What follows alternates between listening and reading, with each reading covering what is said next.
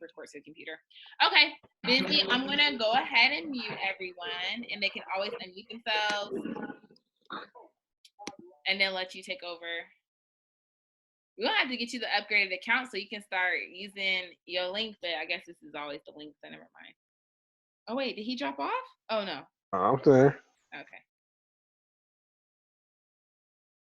Alrighty, I'm muting myself because I have to go make some flyers. So.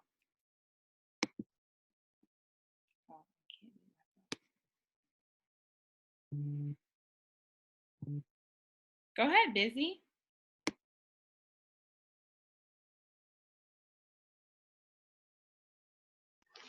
All right, y'all can hear me? Everybody can hear me? Yes, sir. Yes. All right, dope. Let's do it. All right, this one shouldn't be too long tonight. Let's pick. It's a good pair, I guess. So SRT, support resistance trend lines. What we call SRTs. Basically, what I do is I'll do the first one.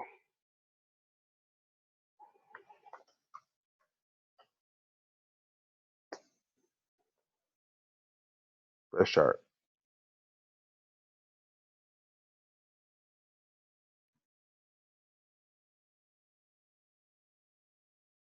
What I do is I normally go to the weekly. I do this for every pair. I do my support first. So, you know, that's where price is originally. Zoom all the way and kind of see what you're doing, what you're getting, what you're working with. And what counts as a nice support is if price has touched there at least 2 to 3 times. Right there. That would be one.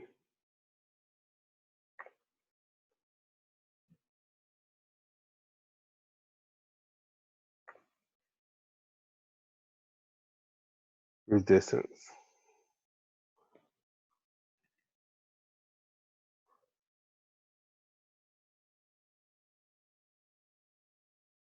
Right there. Boom.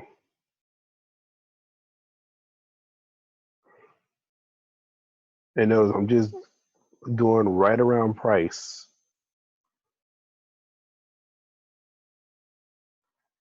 See, this one would be one too.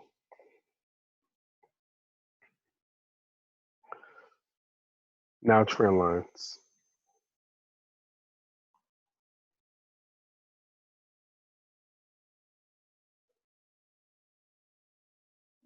So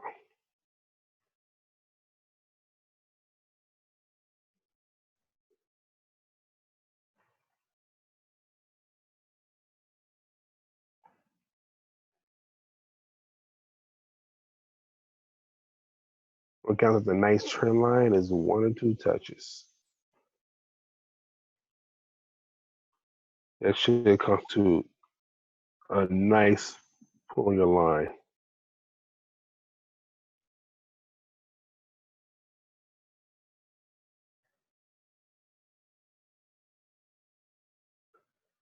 That would be the trend line.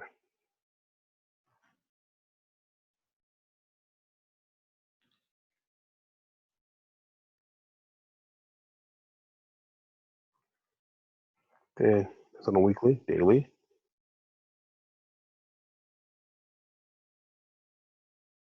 Looks good.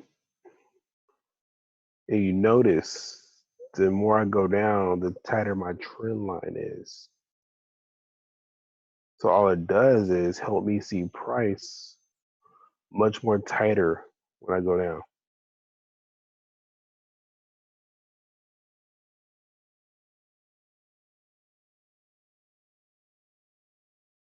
It's just doing top-down analysis.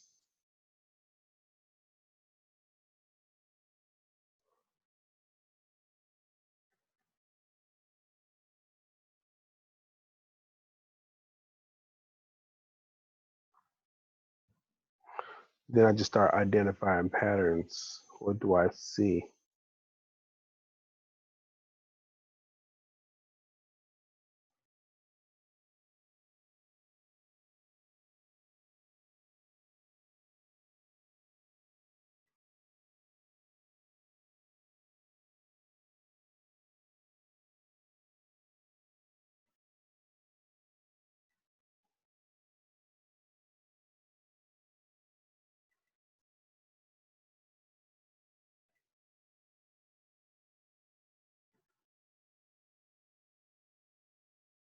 I'll scroll out. And that would be the markup for that chart. That's it.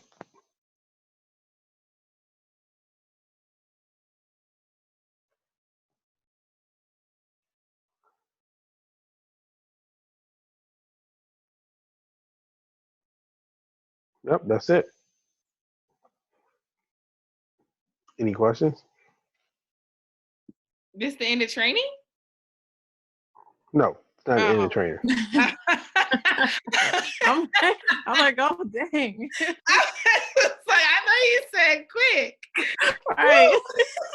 I mean, it ain't much to support resistance trend lines, but I mean, this is not the end of training though.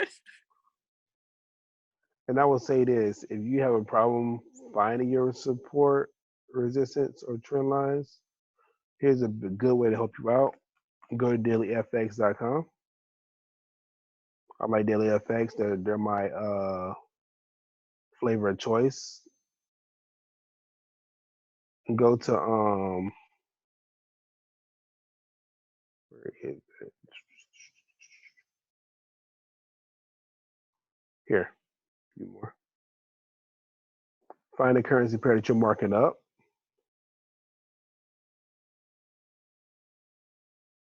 If you notice, it kind of helps you out. It tells you kind of what the trend is right now.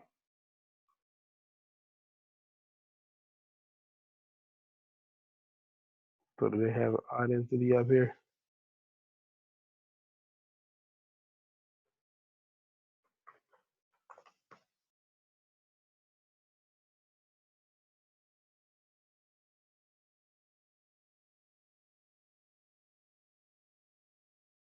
All right, here we go.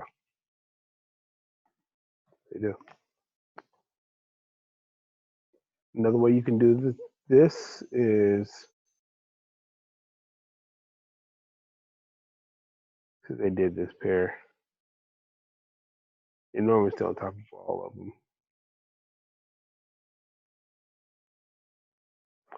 Let me pick another one. Let me pick an easy one. Everybody loves this one.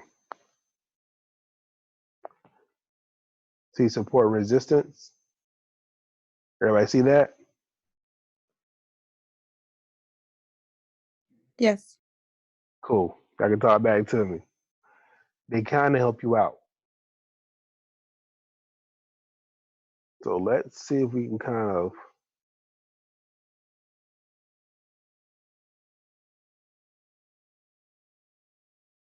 let's do EU.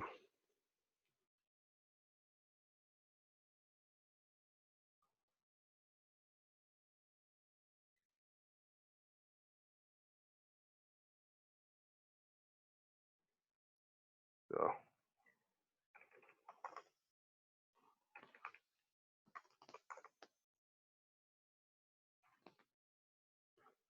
let's go.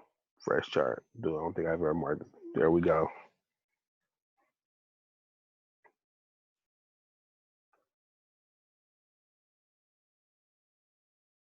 So let's do EU. Let's do that one. So they got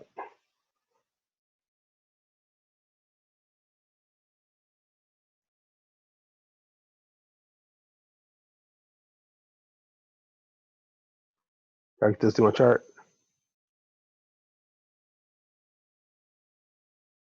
But I see this.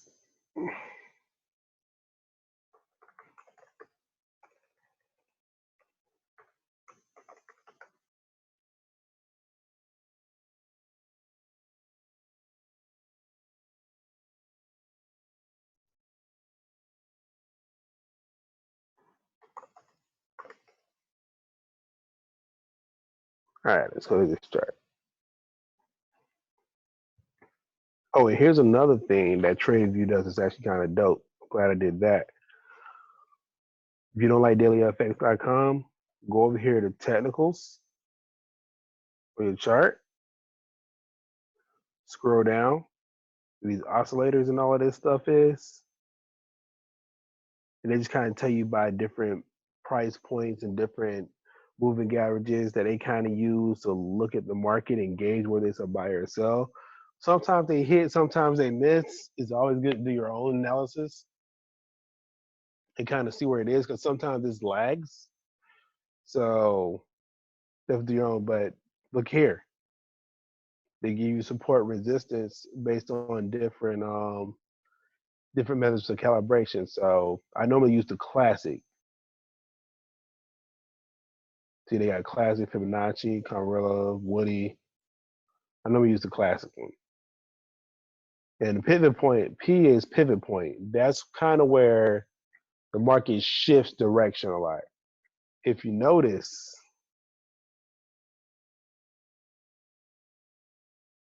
crude oil, and these are all helpful. Look at the pivot point and look at the support.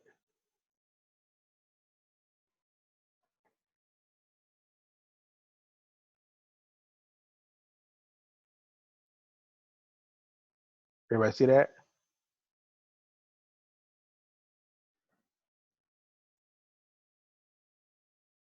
Oh, that's there? Yeah. Yes. Yeah, Oh, we okay, got cool. around. We got in around Okay. that time, didn't we, Busy? Yeah, notice the pivot point. That's the time frame we kind of got in around. Everybody see this? Everybody see the chart? Mm-hmm. Yes. Mm-hmm. That is kind of the time frame we got around. That support right here.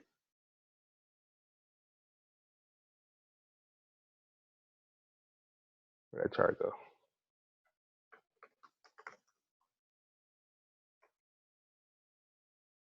Wait a while. See right now, 49.5, the first support. It basically came down to that and spring it off. That's where we got our entry at. Isn't that crazy?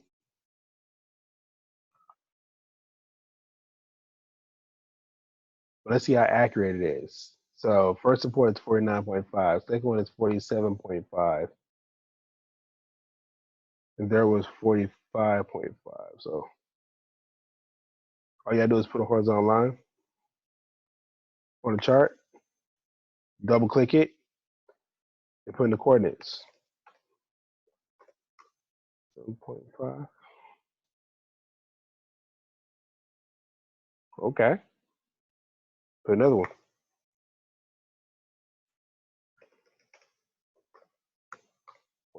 45.5.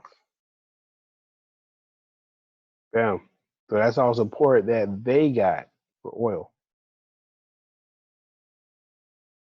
See, me, I kind of would have moved. I see why they picked the 47.5. This 45 to me is a little suspect. I would have probably moved it down here. See how better that fits? Right there. But because we're on the daily, aren't those really kind of large spaces between those points anyway, though? But see, that's what you kind of want. See, that's why I do top-down analysis. I normally do daily or weekly for my support resistance. You kind of want to see general key areas where price accumulates. Like this right here. These are all places of buyers, meaning when price hits here, notice how it springs off. It gets here, it springs off. It gets here, it sprung off. Well, that's a good spring off too. The guy here sprung off. The guy here sprung off. Sprung off. These are all pockets of buyers.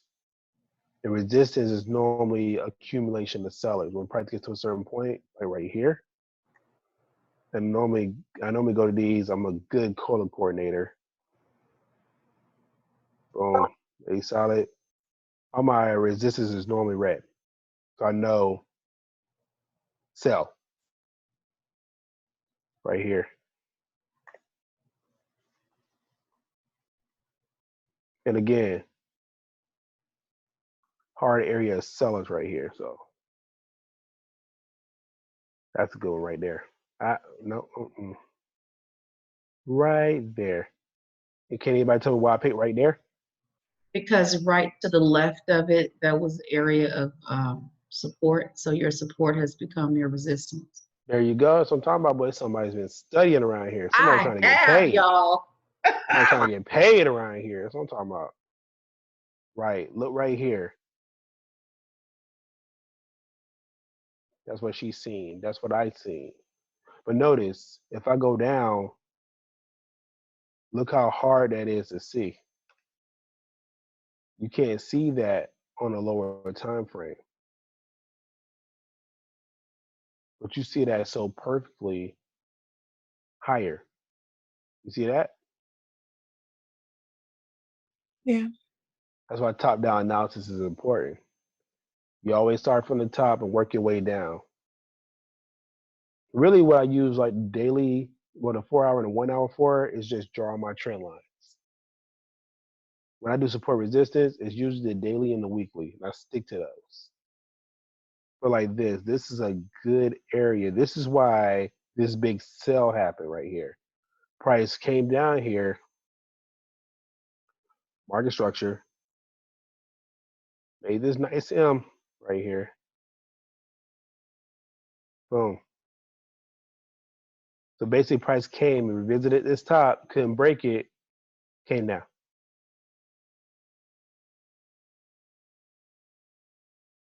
Then drill down, see what we see.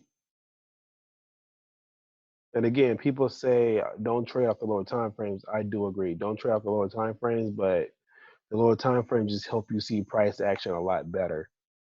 I wouldn't say don't make a general overall analysis on the lower time frame, but you drill down to see what price is doing. Okay. So drilling in. And notice how many times price has come down here, but it couldn't break the support.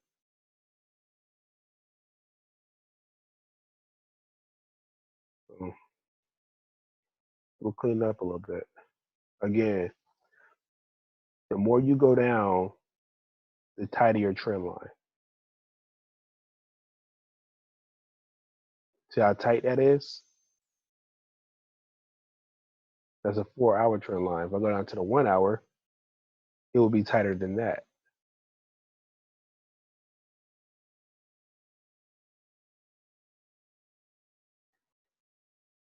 Basically, boom.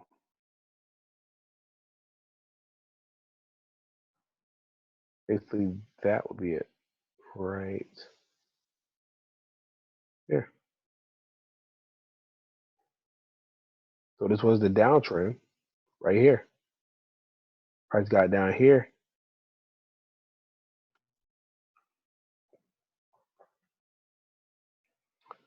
Came down here, made a nice. See how many times it hit this zone and couldn't break it? 1, 2, 3, 4, 5. Look at all that. Came down to this zone, sprung off. Then the buyers took over. That's why when I seen this, I was like, okay, this is a good entry for a buy right here. And actually, this is exactly where we got in, 49.58. That's exactly where I got in. Because I seen this, I seen it come here once, 2, 3, 4, 5, couldn't break this zone. Then I seen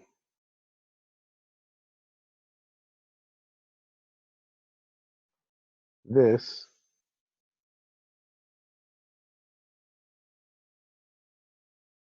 So, what I took 4 hours.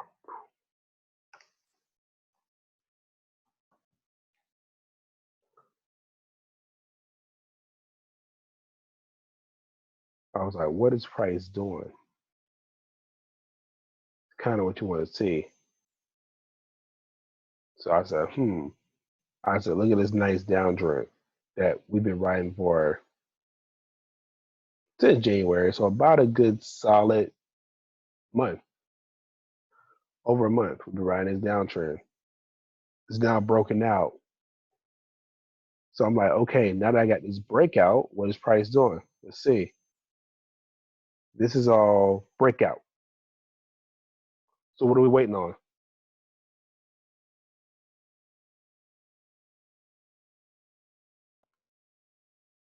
Hello? Yeah, What are we waiting on? I would think that if, Correction. I'm sorry, go ahead.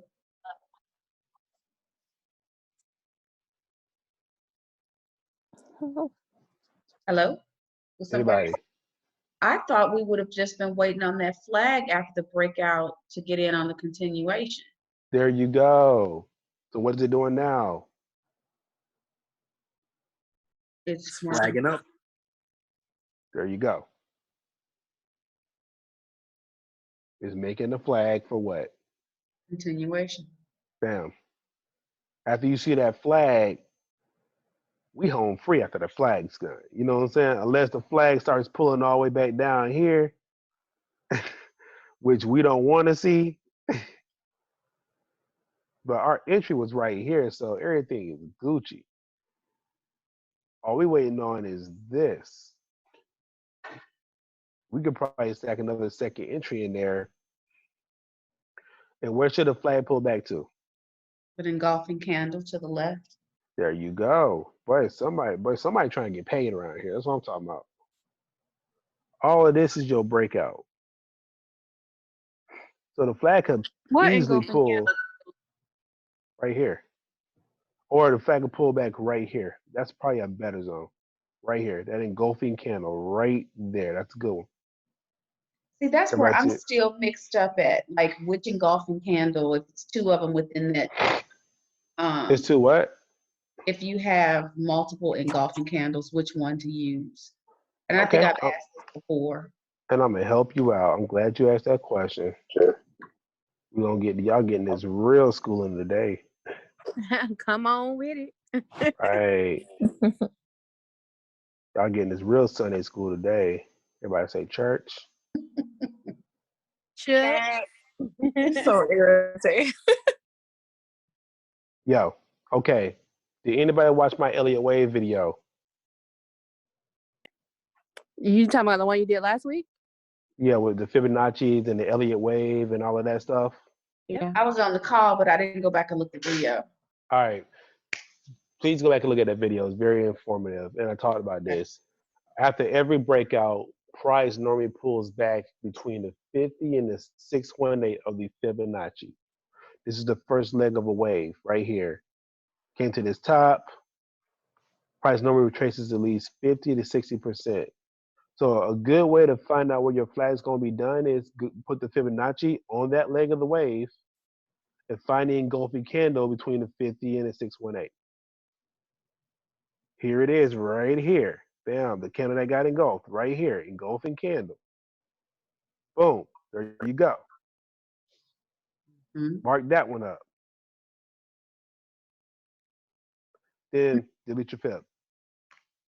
That's where your flag should pull back to. Hold on. So the engulfing candle doesn't have to be next to the opposite color.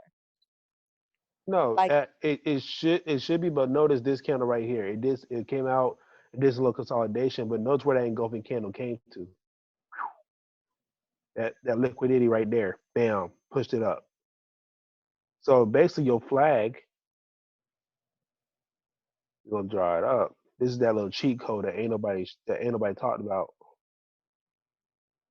I've been back testing this for a while, and this strategy is actually very damn solid.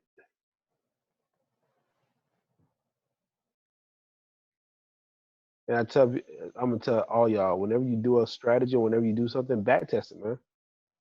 Do your due diligence. Get it and see how it works. Just don't take anybody's word for it. Back test it.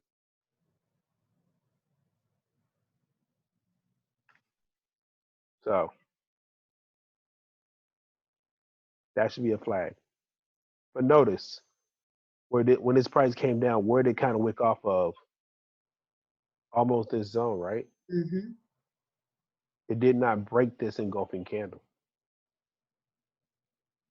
It almost did, came down. Guess what it did? Shot back up.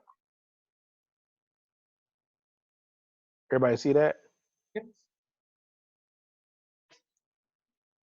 So guess what? This entry right here is pretty much safe. And the only reason we got this spike was because of news.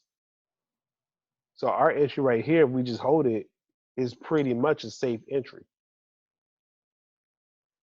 Unless price is just not ready to move. And if price is not ready to move, you'll see it break this pole and come back down. Once a flag pole is broken, this flag is now invalid. You should see it should never break this pole. The price should stay within this structure. That's why if you go down, what does Steve used to tell us? Wait for the retest of the zero line. Wait for that zero line cross and then continuation. See that zero line cross? We've seen the flag on the what? Which time frame? 1 hour. There you go. We've seen the flag on the 1 hour. So you go down 2 time frames, 15-minute. Wait for that MACD recross, the MACD retest. But price should stay within this structure. You start seeing it fall all down here and shit, let it go. That means this structure is now being broken. But notice how price is staying within this structure, this flag. It's not breaking this pole.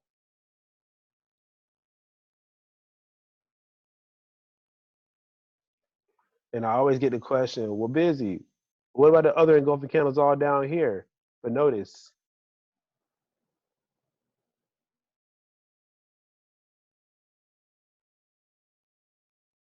that's not between the 50 and the 618. If I start breaking the 618 and the 70, the 786, that's breaking this pole.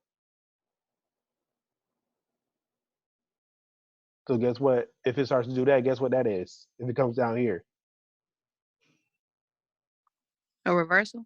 pretty much you can bet that shit's a reversal. And I'm gonna tell everybody, okay, looks like price reversing, get out. See how easy that is? Okay, I'm sure I'm not the only one writing notes. Can we recap? This Make is being sure. recorded, Okay. isn't it? Yeah, this is being recorded. So you don't really have to write any notes. But yeah, that's the thing on that engulfing candle. And people always ask me, well, what about the other engulfing candles if you go down smaller? That 1 hour engulf, if I do the flag on the 1 hour and I find the engulfing candle on the 1 hour, this engulfing candle is stronger than a 15-minute. You see? This is that zone we marked up the engulfing candle right here. This was the candle. Like I said, notice how price came back within the zone to the tip of this zone of the engulfing candle, but didn't break it. Still within its flag. It's coming down to retest the zero line, and guess what? The momentum's gonna pick back up, and it's gonna break out.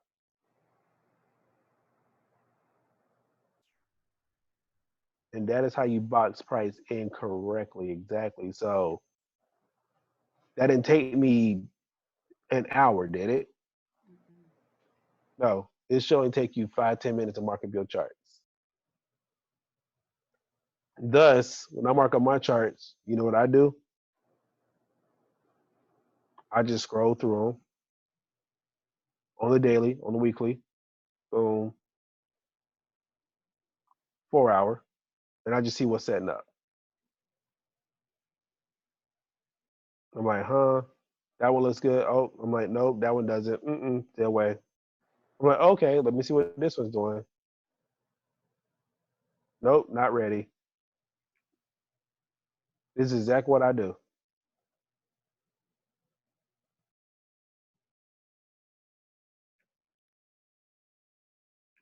Then when I see something that's like a nice setup, I'm like, oh, let's take that one. Like, who actually caught this one, this sell? I think Jahari did. Remember I said sell here on the right shoulder? It didn't come up high enough like I anticipated, like this one. Oh yeah, I'm It in still that made, too. yeah, it still made the right shoulder though. It made a nice information, and now it's coming down. This was a good trade. I expected the right shoulder to be higher. I expected the right shoulder to come up to at least here, but it made this nice double top. But that, man, there was so many moves going on these last couple of days. We couldn't catch them all. Like there were moves after moves after moves going on. But I scroll. I'm like, oh, okay, look at this one. This one actually kind of looks like it's going into this zone. So this one looks like it may be ready. I got stopped out of this trade, but if it touches this zone one more time, I may get back in it for a nice buy. I still got this coming up. It's just pulling back and breaking this structure. This was a bear pennant right here.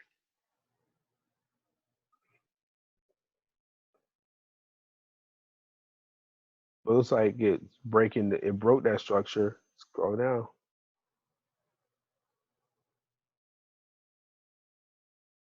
What is this? Descending channel. There you go. Where's it at? Almost at the support. Almost in this zone. Let it pull down to this zone. I had marked up this zone, but it broke this and it's actually going down. This is why you do your support resistance trend lines on a daily and the weekly. Look at what zone is in.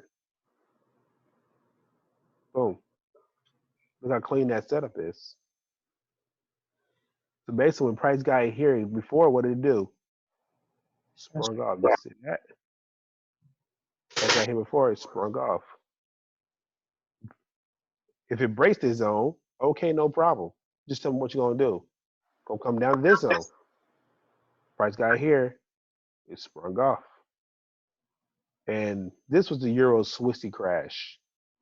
I doubt it's going that low again. This was some freaking nature black swan type shit. Well, what happened was the Swiss had this law in place that said price would never go below a certain point. And I think at this point, it was like a 90-to-1 long right here. So they said price would never go below this point. So the market makers got smart. They went to the Swiss National Bank and told them, hey, kick this peg out so we can drop prices as low as we want to take it. And price dropped over 2,000 pips in just that time. Price dropped so fast, it blew through everyone's stop loss and basically took them negative. So now it wasn't the fact that it drew your account down to zero. It was the fact that now you're negative. You owe the broker. Wow. Brokers went out of business because of this crash. FXCM had to shut their doors because of this crash. That's what happened. There's the Euro Swifty crash. You're a real educator, Busy. Oh yeah, give y'all the real appreciate it. Give y'all the real history of what happened. You know, that was because the market makers with all the billions of dollars, and this just goes to show y'all, we do not control this market. There's people that pump trillions, billions and trillions of dollars in here that move this price. They don't even notice us getting money. Y'all watch Netflix? Everybody does. Y'all ever seen the show Money Heist? Mm-hmm. We're the mastermind. We're the professor of Money Heist. They don't even notice we're here.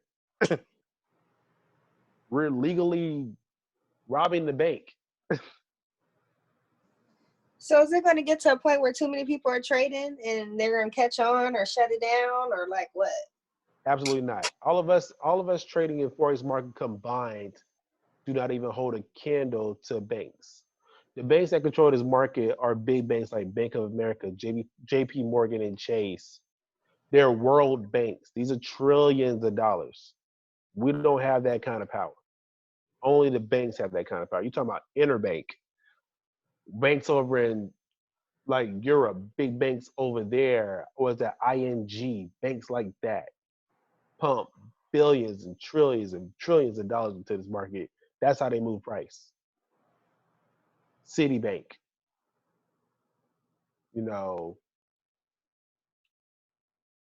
things like that. So that's what pushes price. And then I know all of y'all, everybody has seen a news story happen, and then you be like, oh, okay, if this news is good for the currency, if it's green, that means the currency should go positive. Then you hop in the trade, and then the price go the completely other way, right?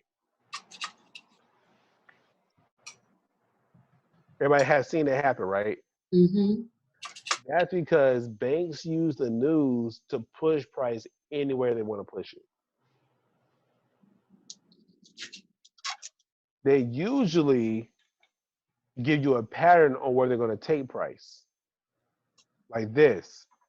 You've seen this poor man. What do you know is going to happen? Person. Reversal. Just like right down here. We seen Ew. this. So what do we think is going to happen? Right here. I was gonna hit that and then go to the upside. Right. Reversal. This reversal pattern is going to happen. This is going to happen right here.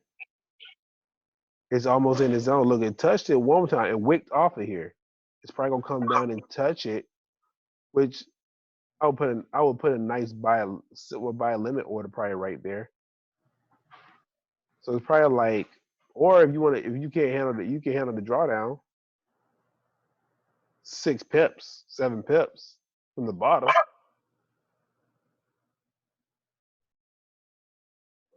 It's not a bad drawdown, 7 pips.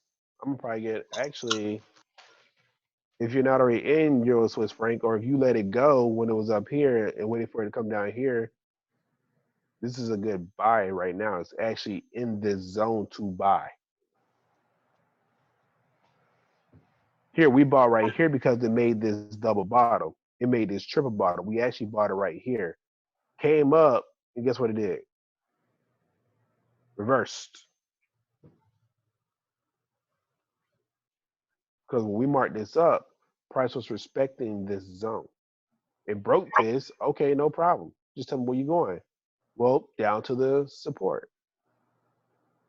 And this is a weekly support. Look at that. And price is already there. So what it do? That's what we got here. Sprung off like that. So what we're expecting is, bam, move to the upside. And that's how you box price in, man. It's not nice move.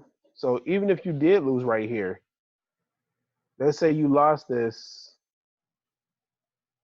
Let's say when we got in right here, how many pips did we lose? Everybody talking about, oh my God, we in drawdown. Oh my God, it's not going the way we said. Oh my God, busy can't trade. Nobody ever said that. And if I could show y'all my inbox, yo, like, you got this right here. Okay, you lost, let's just say you lost 180 pips in drawdown. We're 80 pips in drawdown. Okay, cool. This is the good thing about trading. Yo, you were 80 pips in drawdown. Cool. Got you. Price went a little bit below where you anticipated. No problem. Once you catch that buy, once this move happens, you caught 1,300 pips. What's 80 pips in drawdown?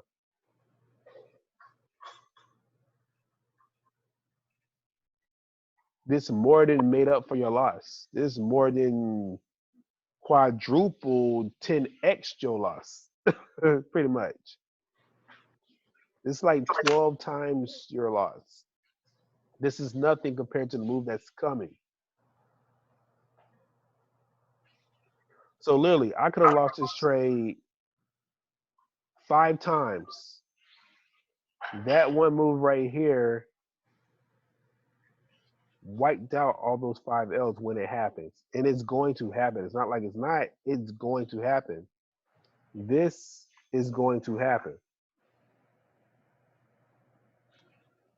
Because guess what? Price is already telling you that, guess what? I'm going to happen.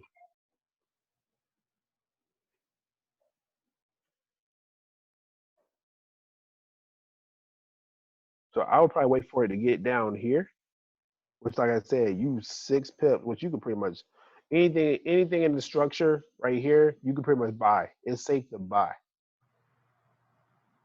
Let me see. This is Euro Swissy. I go to Forex Factory for all my news. Boom, boom. Look what we got in the morning, 5 a.m. It's an orange order. That means it'll move this market. So guess what? This will probably move right around this time.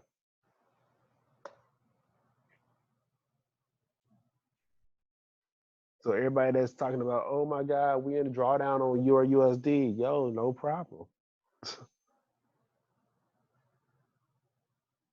EU, look at what it's doing now. I think I bought somewhere like right up here, right here.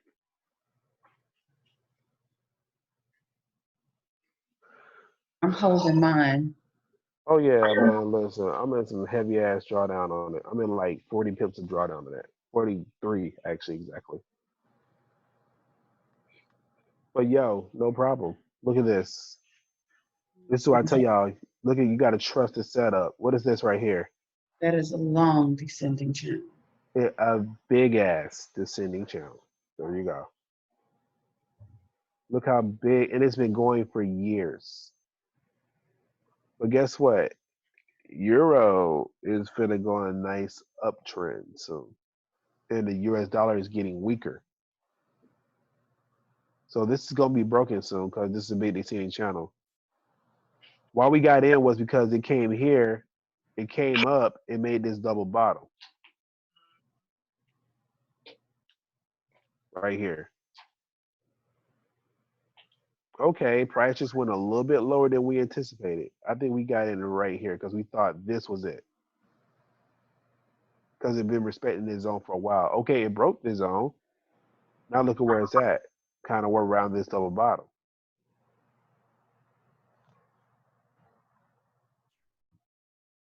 So this isn't quite ready yet. Look like it's making another flat flag. It's not giving me a pattern yet. So guess what? You know what we're doing this pair? Wait. Exactly. Absolutely nothing. We ain't gonna do nothing. We're gonna wait. I'm already in a buy up here. So I'm just gonna ride my drawdown out. I know this up move is coming soon. Because this is telling me that an up move is coming. And like I said, at Euro News, which is crazy because look at my markup. It actually played out exactly to the markup I did on Saturday. I said it's gonna come down here, make this double bottom, and then go up. It's kind of what it's doing. So I'm in a little drawdown on that one, no problem. I'm gonna ride that one out. But yeah, but Euro Swissy, that's actually at a good zone to buy. So if you want to, you can enter a buy on that one right now. It's actually pulling back a little bit.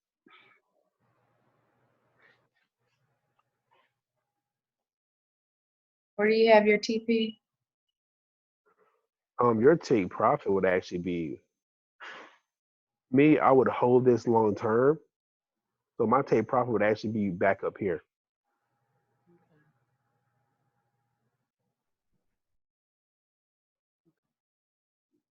So buy Euro CHF.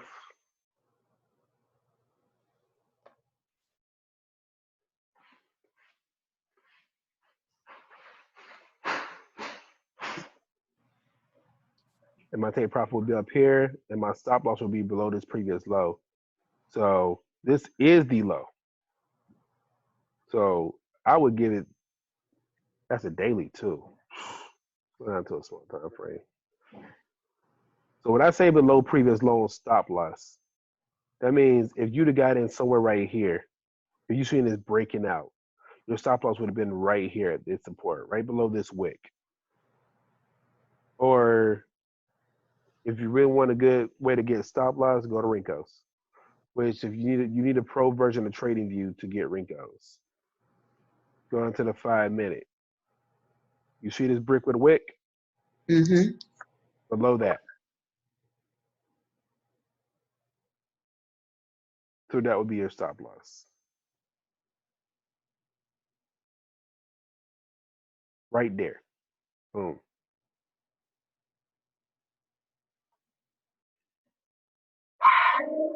For me personally, oh, what in the hell is that? I'm sorry, that's my dog. Okay.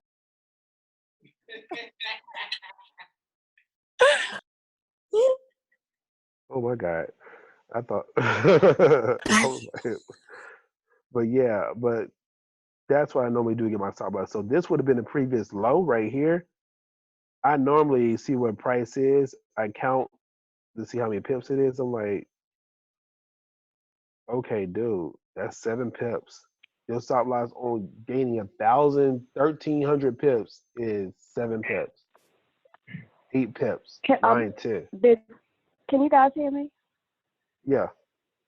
Okay, this is Nicole. Busy. One thing I found in looking for wrinkles, actually, if you go into investing.com, there is a free version that gives you wrinkles for free. Yeah, that one is pretty cool too. I do know about that one. But I would say TradingView, if you get the Mm-hmm. pro version, which I got, I think I got the pro account or something like that. I got on Black Friday. It gives you more options with Rincos. Oh, I okay. would say, man, this is your trading is your investment. Invest Mm-hmm. in your trading. Don't skip. Don't. I tell people, don't skip yourself on trading. Don't take any shortcuts on your trading. This is your investment.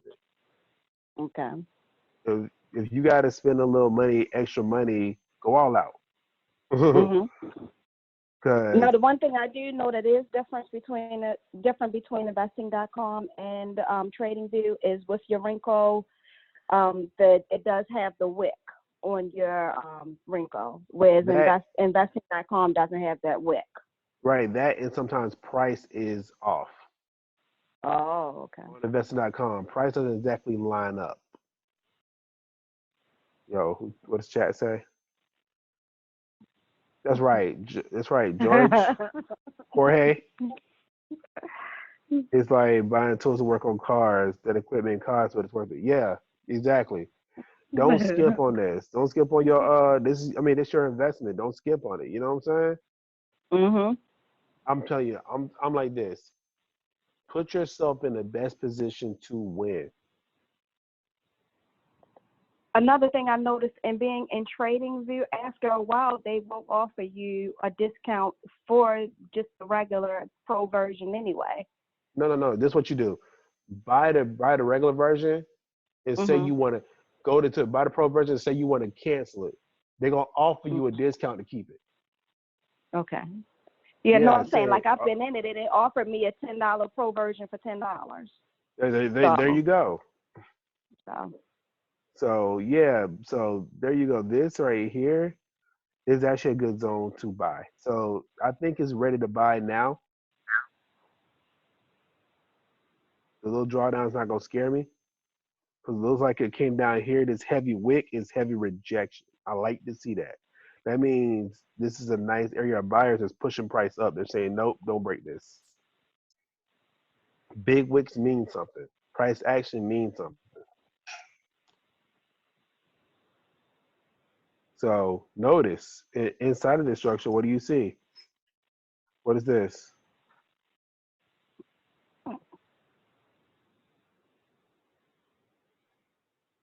That is a bullish flag. There you go. Boom. For what? Or move to the See how these patterns are all the same? See how they play out?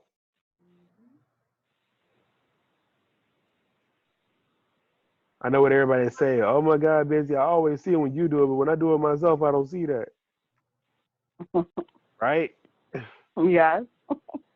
Yep. let's just keep it all 100, right? Mhm. This is where you gotta practice. You gotta practice training your eye. But notice, if I go back to the weekly, monthly, do you see a whole bunch of lines on my charts? No. Does it look like No. this and this? When people do shit, it looks like that. No. It doesn't look like none of that. What it looks like is, oh, it's clean.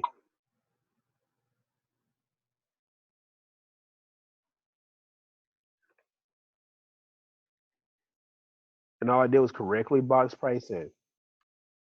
I said, where are you going? Notice when I did my markup before, I seen this. I said, okay, that's a bear pennant. Came down into this bear pennant. It's not breaking this. Okay, it decided to break that. Okay, no problem. So now I know since you're coming down here and the price told me, yeah, I'm coming down here, but I'm gonna give you a nice descending channel to let you know that I'm not done. That I'm done coming down. I'm turning around. And that's what you got right here. What is this? Divergence. There you go. That's soy sauce to Chinese food. Bam. So this is gonna shoot up out of here real soon. It look like it, like I said, we see a bullish flag in this structure. Look like it's starting to shoot up out of here now. This is it came down, reversal, and a deep flag.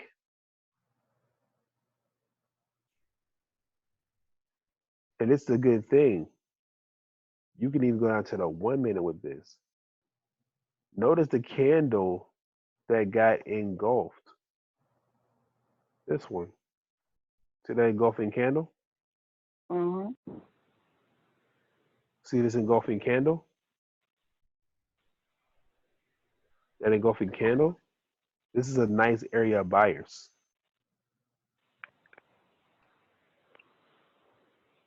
So let's say you want to let price come down. As long as you get an entry within this zone right here,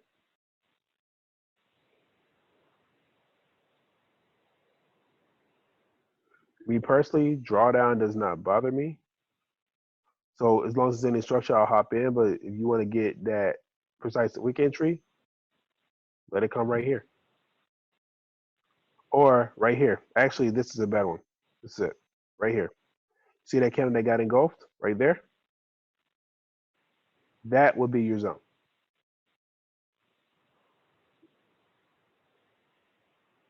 Boom. You see that engulfing right there? And this candle that got engulfed? And this is on the 1 minute. That means this is live price action. Doesn't get more precise than this. That's how excellent this strategy and how more precise you can get it, even down to the 1 minute.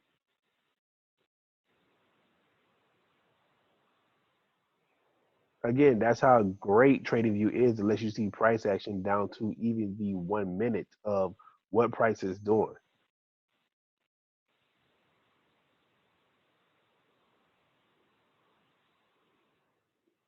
So yeah, there you go. Like I said, since I've seen this structure and I see price turning, I would get a nice buy somewhere within this structure, preferably right here below the low. But if it doesn't visit this, I can handle 7 pips of drawdown. That's not gonna kill me. That's not gonna blow my account. You know what I'm saying? And if it does, you over leveraged. But yeah, that's all I got for trading for tonight. Like we actually done. Thank you. No problem. Everybody learned something? Definitely learned Oh, something. Yeah. Yes. Hey, Well, it got to hey, be busy. done. Yeah.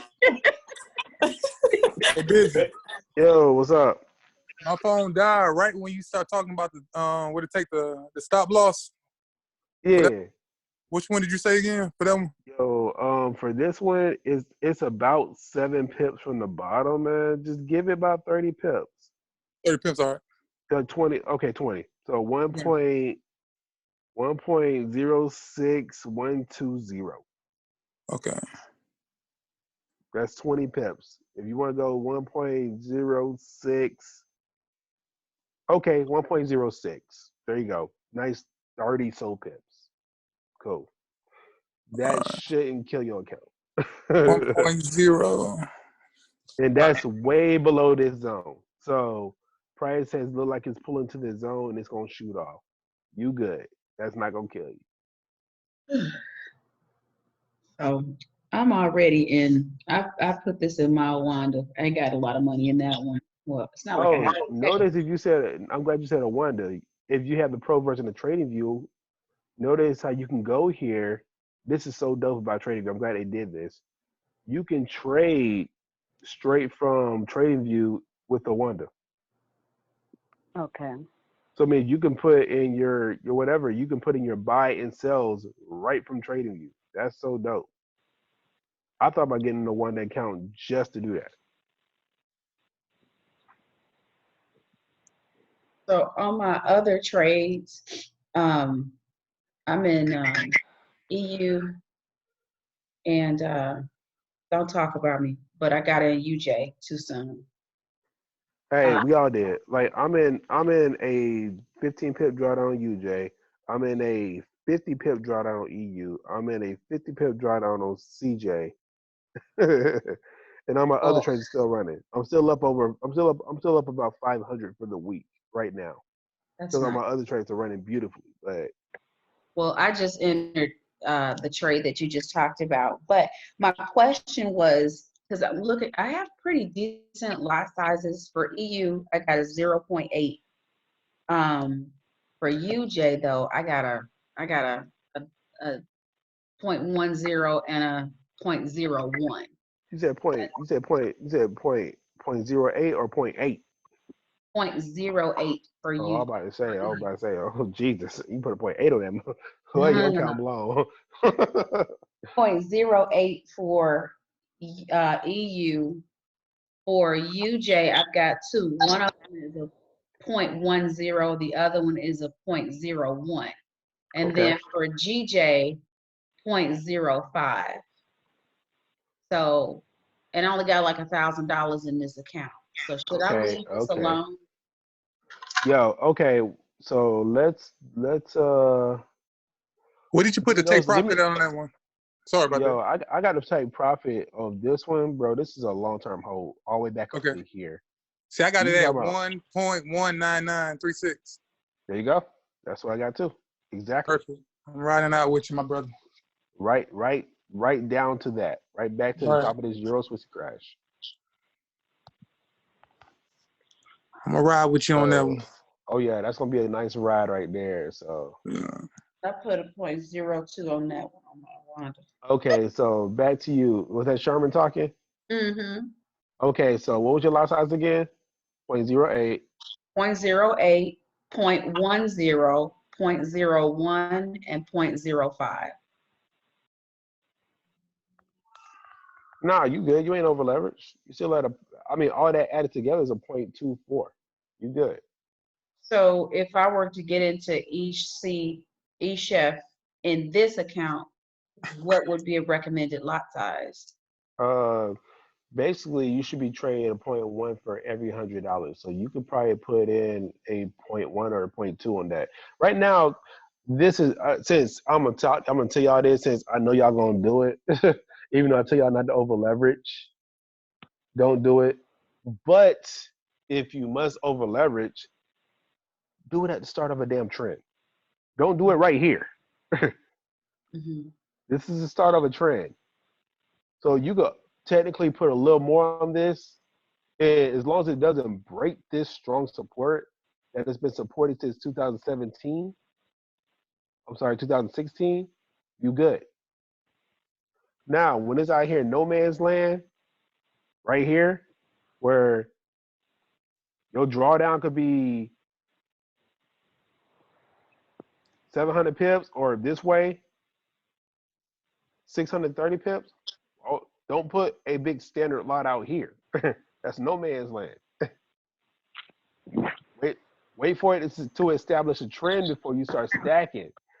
But some of y'all want to stack out here in no man's land. I'm like, dog, we don't even know what the hell price is doing. Why y'all risking it? But if you're going to risk it, look at all these clues it's giving you that's going to turn around.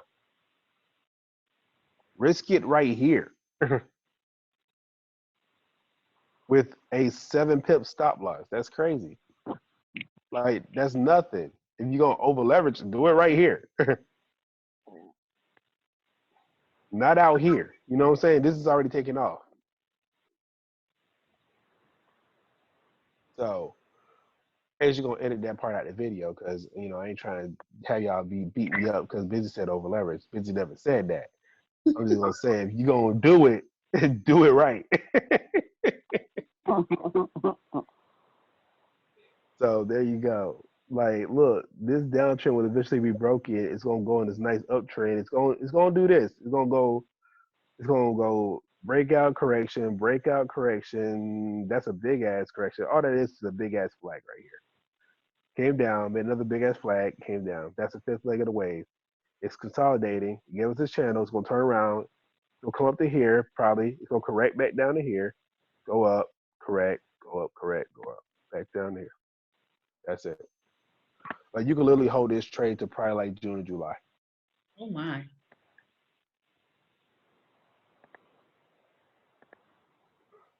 But look at what you'll catch though. Oh. And that's even without stacking. That's if you put the lot size back here and just let it ride.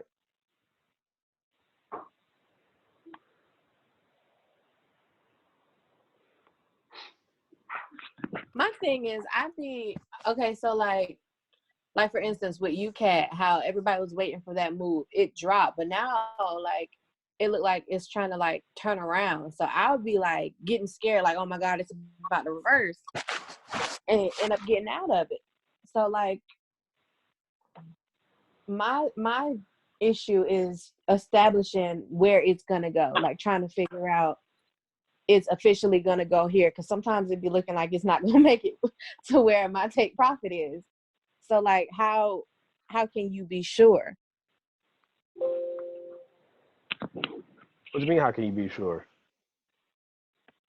Like how do you know, like if you're looking at it, like how you say it's gonna go up to that next zone, if you're looking at it and it starts looking like it's about to reverse somewhere else, at what point do you decide, okay, no, it's about to reverse right here, or it's just pulling back? It's just But making that's why you do flag. your top down analysis. That's what I'm saying. And once you do your proper markups, you're not scared of where price is gonna go. You trust the markups. That's why you keep hearing me say that. You keep hearing me see me say that, chat. Trust your analysis. Trust your markups. Look at this zone. This is a strong zone.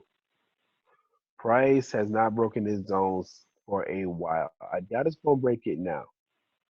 Because it's already given us the pattern that is going to turn and give us this nice uptrend that we've been looking for. But look, price when it got here last time, it came up, it came back down, it did its whole little consolidation piece, but guess what? It took off eventually.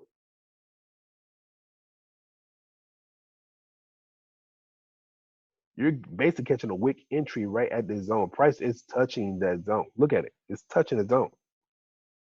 If it was gonna break it with all that badass news we had today, it would have broke it today.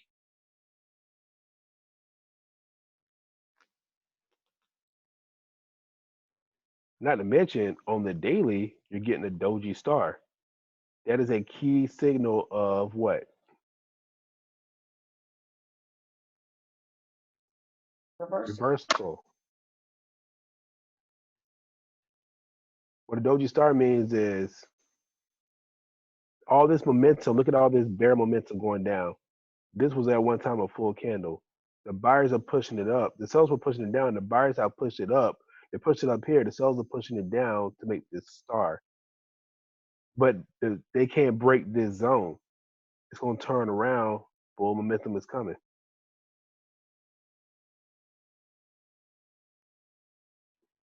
I'm going to delete this because this structure is now invalid.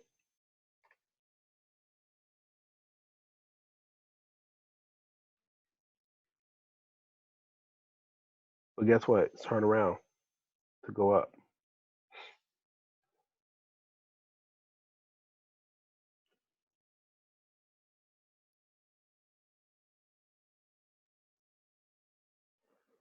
That's it. So again, this is where studying these structures and studying price action comes in handy. Once you see these patterns and once you start to recognize these patterns, you won't be scared anymore of price action. You won't be thinking, "Oh my God, I don't know where price is going." The market, if you ever get lost, just look left. Go price did. The hardest part about trading is waiting on the setup to happen. And the thing about it was, this wasn't a bad trade when we got in it the first time when it was called. It was just a little too early. It actually respected the zone we were in.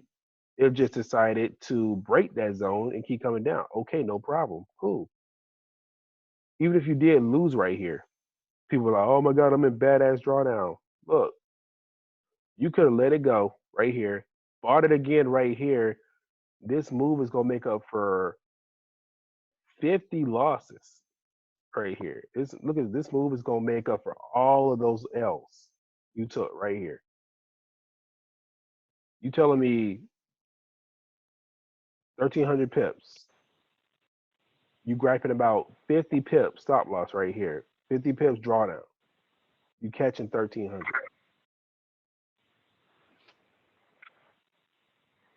That's the power of this trading. You could lose this trade if you're not over leveraged. You could lose that trade 4 to 5 times and still come out ahead right here.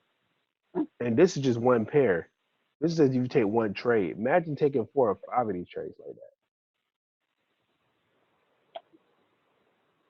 Because price action is at this zone. It's going to turn around and start trending up.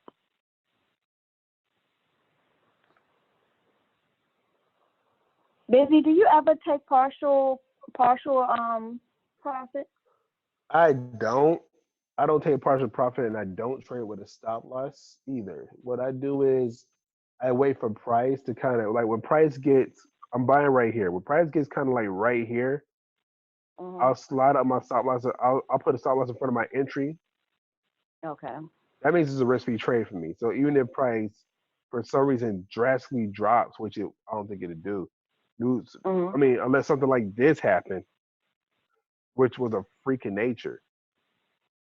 But that won't happen again. That was a once in a market type thing. Right?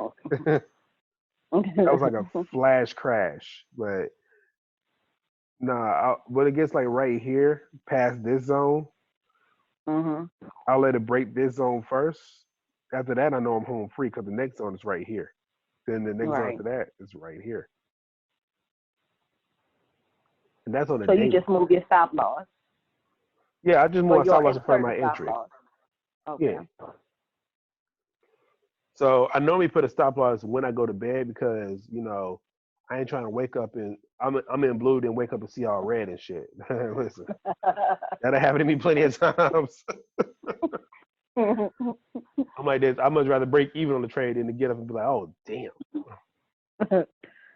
it's a bad dream. Go back to sleep." But look, we caught oil at such a good price, man. Our oil trade. Let me see. Boom. And I got oil coming all the way back up. Or is that 51.30? That's not bad.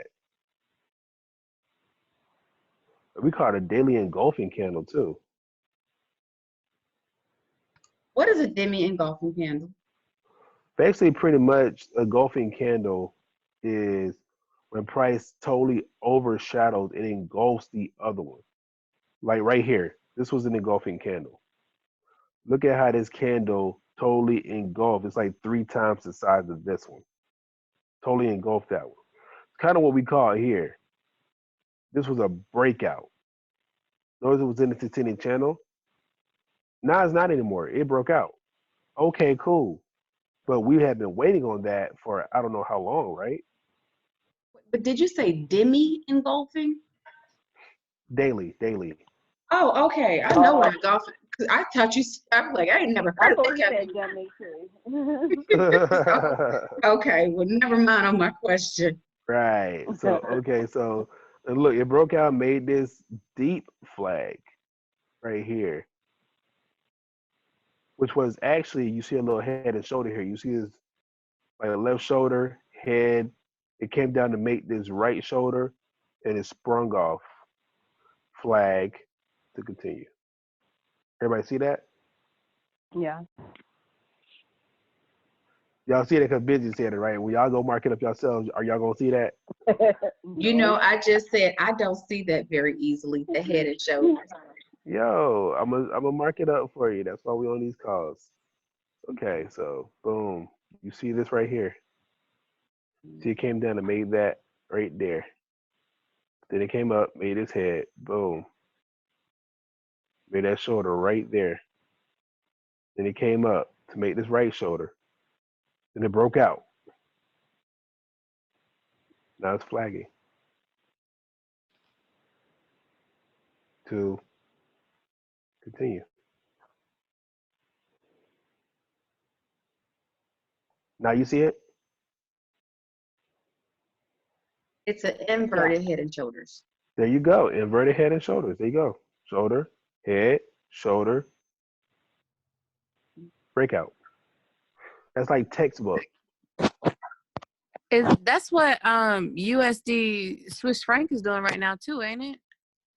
Because it done came all the way back up to that sell that everybody was profiting in yesterday. So I'm like, okay, what is it doing? Unless it's doing a head and shoulders. USS franc. I actually don't trade that pair, but let me see. I think I got it marked up.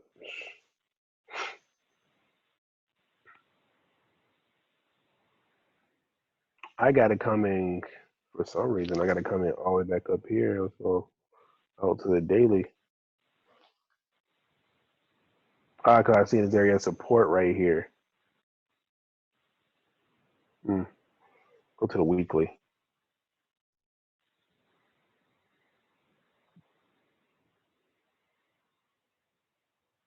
Me personally, that's a lot of bull momentum. Wait for the flag. I want to see what it does when it gets near this trend line. Right now, this is no man's land. I wouldn't touch it. I wouldn't trade it.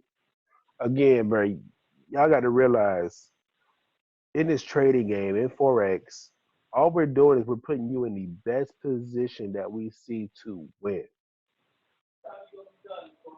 This right here is not a good position to trade. In fact, I wouldn't even look at this pair unless it was right here at this structure, on this trend line, or at this support. Right now, if it was right here, I'd be like, yeah, buy that shit.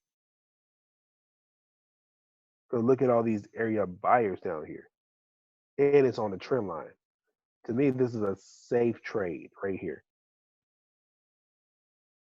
This right here, first of all, it broke this trend line. Looks like it's coming back up to retest this trend line. It could break back through and come back and retest this top. Right now, guess what? We don't know. The market hasn't told me what it's doing. It hasn't shown me a pattern of otherwise. Oh, it kind of gave me something right here. It gave me a nice ascending channel right here. Broke down. I would have said sell. Came down for a sell. Guess what? Reversed. It looked like it's making a bullish flag.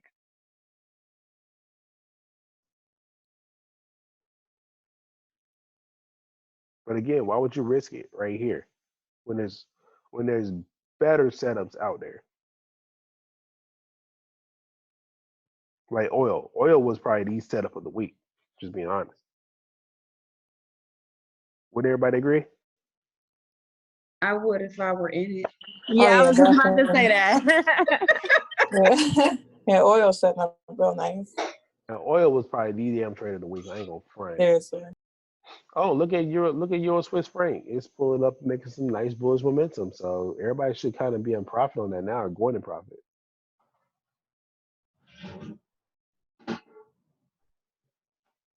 So there you go, man. That's what kind of what I got. But let me see. Everybody think that I don't be in drawdown like everybody else. I'm like, dude, I'm in drawdown too. Trust me. Like I get it too. Trust me. We all get it. We know how to just wait it out. Just wait it out. It's not. It's okay. Just a little drawdown. It's not gonna kill nobody.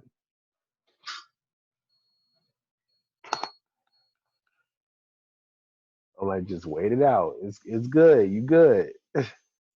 Now, I was in G-Odd today and got a little scared and got out. Who? Which one? GBP Odd. I thought I did the analysis and then I looked at it. I'm like, you know what? Let me quit playing. Let me get out. But why were you in this though? That's why I got out. I Were was you like, in a buy or a sell? shoot, I don't even remember. Let me tell you. But look at this though. Look how nasty that looks. Why would you be in that? I don't know. I It, think I got in for a sale. exactly. Why would you risk it on this when there's such better setups out there? Again, right now, look at this. Like, look at this. What is it near? It's not near nothing. Now, if it gets up near here, I would look for a sell. If it gets back down here, I would probably look for a buy. But I got it coming up here to touch this top, then selling down hard. But right now, it's not near nothing. This is still, and this is a GBP pair too. GR is an aggressive move one. That's a 600 pip drawdown. Why would you risk it?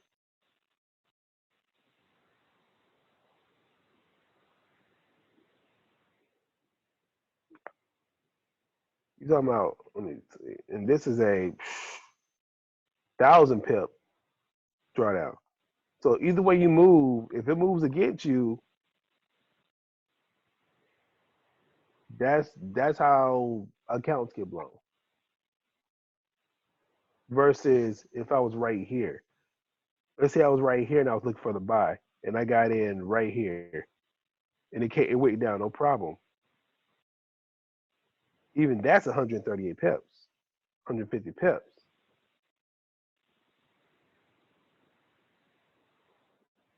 But that's much better than 1,200 or 500. That's crazy. Like I would wait on this one to set up some more. Cause look, it been a descending channel and actually marked this up. Broke out. I had it continuing. Okay, the flag pole got broken right here. Came back down. It's finding support right here at this top. It broke out again. Came back. Found support at this top. Broke out. Came back. Found support. I'm like, that's too much shit.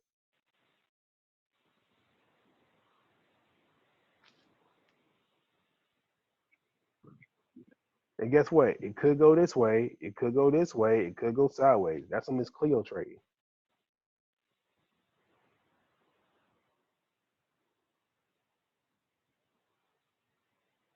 And you know our slogan: when in doubt, Stay out. right? We sit the fuck out. We don't trade it.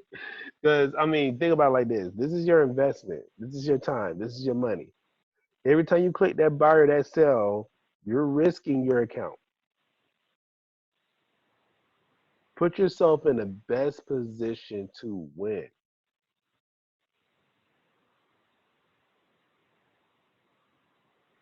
This is not a good position. That would have been a good position to sell. Yes, this would have been an excellent position if you'd got it back here. But you can't have the fear of missing out. You can't trade just to trade. Put yourself in the best position to capitalize on the move. Now, this move, you would have caught it. Oh, dude, you done for the month right there. This right here, since we don't know what it's going to do, I would wait for it to break out. At least I would know, okay, if it breaks out of here, it's going to flag at least and go somewhere else. I can catch the flag at least. Or if it's gonna break it down here, I can catch the flag at least and continue it. Right now, that's I don't know what that is. That's consolidation, and we stay away from consolidation. We don't trade it because I tell people you rarely blow accounts in the trending market. Like in this trend, if you'd have bought right here and just held this trend all the way up, you would not blow your account. You blow accounts in markets of consolidation, that's sideways shit where you don't know what's gonna happen, and you trying to predict where price is gonna go. It's not giving you a pattern, and you just throwing money out there. That's when you blow accounts. In the trending market, it's easy to make money. You already got an established trend. You're like, okay, whenever you give me this pullback, I'm gonna get another buy. Bam, and you sprung off my trend line. Whenever it pulls back, bam, came back to my trend line, get another buy. Came back to my trend line, get another buy. Until this trend line is broken, then I get a retest, then I get this big downtrend. I'm like, okay, and I'm gonna just ride it back down. That's all trading is. Trading is relatively simple. The hardest part is getting your mindset together and psychology together. That's the hardest part of trading. Taking your emotions out of it and trading the best setup possible. Not marrying these pairs and finding which one is the best setup and just saying, okay, which setup is going to put me in a position, the best position to capitalize. Like Euro Swissy, the one we just looked at, Euro CHF. Dude, this is such a beautiful trade. Why would anyone not take this? Is in a nice area of buyers. Is at the start of a trend. When it came here the last time, and it went up here. It gave me a nice, perfectly descending channel right here in this zone.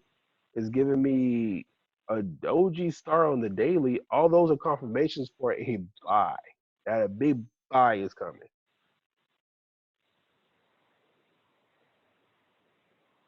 This is a perfectly safe and good trade. Smooth one.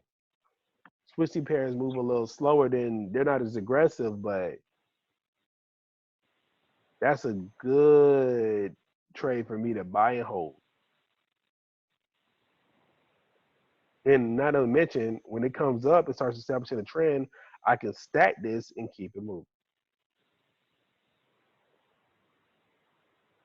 You can literally ride this one trade all the way back up, stack it all the way back up to the top, and this would probably be your six-figure trade right here.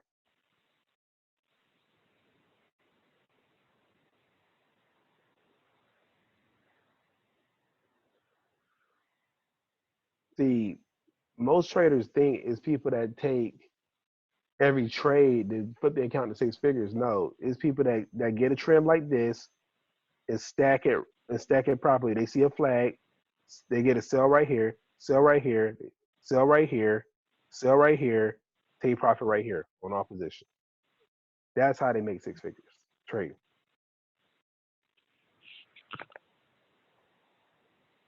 And all this is that Elliott wave that I talked about in that training. I'm gonna show you. One,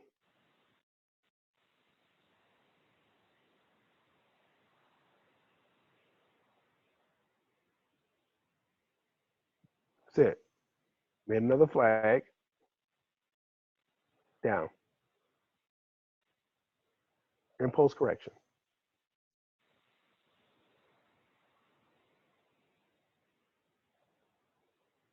It's just the impulse correction on the daily. So they would have seen this ascending channel. They got a sell here, held it, let it retrace back up to this.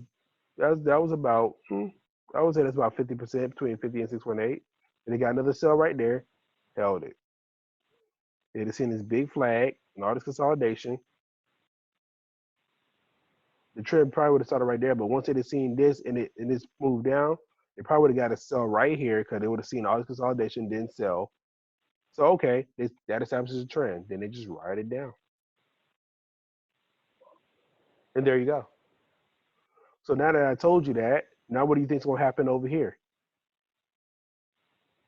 Y'all tell me.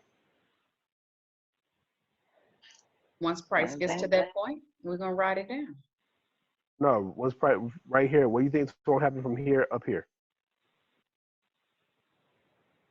Still gonna do that Elliott wave up. Right. It's going to do that Elliott wave up. It's doing this consolidation piece right now. It's going to do the Elliott wave back up. It's probably going to get up here and flag like it did right here. This is probably the cup of Hennessy right here. It's going to come up here, flag. It's going to come up here, going to do this.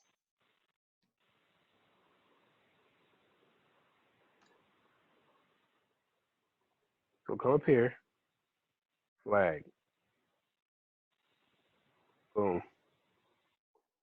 Come up here,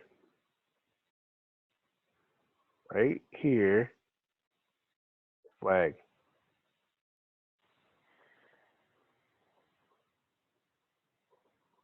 That's it. That's what it's going to do.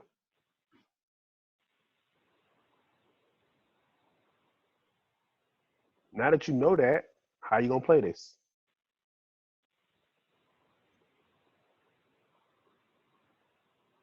And this is just one pair. Buy There's it, the like, 2 and the 4. there you go. There you go. So you can just draw the trend line. Once you see it start establishing the trend, draw your trend line. Once you see it wick off up here, how high it goes, take your fib, let it retrace to the 50, between the 50 and 618. Get that second position. You pretty much on free. Like I said, this is one pair. All these pairs are setting up for major runs. This is, you can pick your pick. And then guess what? Around June, July, August, all these pairs will get to their next zone. Which for this one, the next zone is right here. Then it's gonna turn around and come back down for a sell again, or break this and keep continuing up.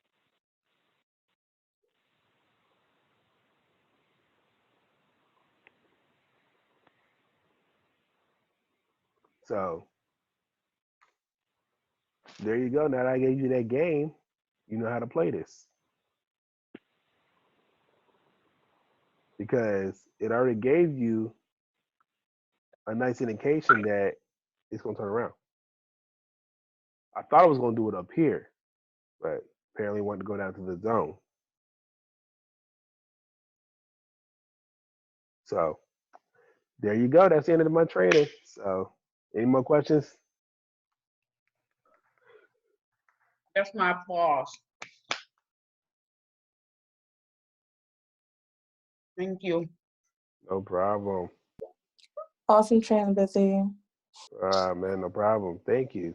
And Thanks. to the team, I ain't gonna talk so much next week, okay? No, man, that's what we're here for. We're here to kind of get out our, what time frame do you generally execute trades? Paul Lampa. Yo, I normally take a trade on the 1 hour. That's the smallest time frame I normally use to take trades. I mean, you can go down to the smaller ones, but I just use that to see what price action is doing or to get a tighter stop loss. But me, like, I normally trade it when it's near a zone, so I wait for it to get to that zone. So like the oil trade, we took that off. I want to say the 30-minute because I seen that double bottom that on the 30-minute. That's why I took that. And that's it.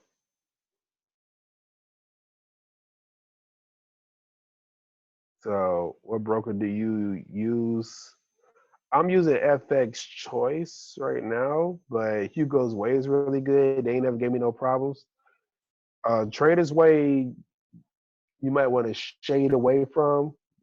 They call it Shader's Way. So stay away from them. But FX Choice is good. Hugo's Way is good. They're using Asia's using a different one that I ain't ever used, KOT Forex or something like that. I heard they're pretty good. Yeah, that's what I use. I like Yeah. it. I mean, any broker, man, just like do your due diligence. Like your goal with any broker is make sure you can get your money. Like true story. Before I started doing regular forex again, I was doing a binary options trading, which is basically it's forex with you're just betting on whether price is going to be above your entry or below your entry at the time price expires. And hold on, if I still got my account, I can actually show you guys what it looks like. It's pretty freaking sweet. Let me see. Let me see if I still got my account.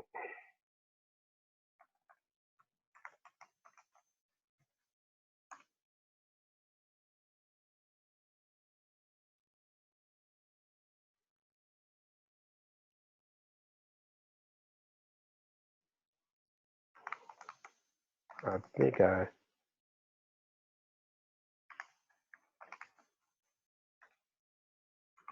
this is still Forex. I think this is my account. Uh,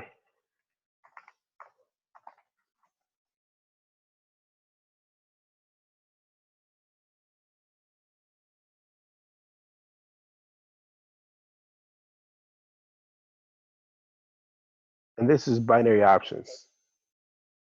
This is pure scalping. And basically, what you're predicting is right here. This is how much money I have in my account now. Well, I don't use the account anymore because I don't scalp. But people always say, "Oh, busy don't scalp." Yeah, I used to. That's what I started out doing. But basically, you see these percentages over here. This is the payout. So it means if I put $1 out there, I can win 85 cents if I win. And basically, in binary options, you're basically saying like this: if I pick right now 5 minutes and I bet $8, right now price is at this support. Let's say, let me do a 3 minute. I'm betting at the end of 3 minutes that if I do a call, I'm betting at the end of 3 minutes, price is going to be above my entry. If it is, I win. So it means I would win $1.85. It gives me my dollar back plus the 85 cent that I won. So I'm betting at the end of this right here. By the time price gets here, it's going to be above my entry. That's it. That's all binary options is, and it's still Forex.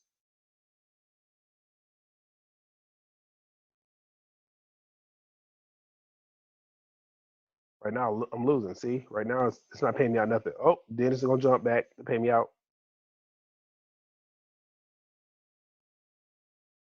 But guess what? I could have put here. I could have put 1 minute all the way up until you talking about days or intraday.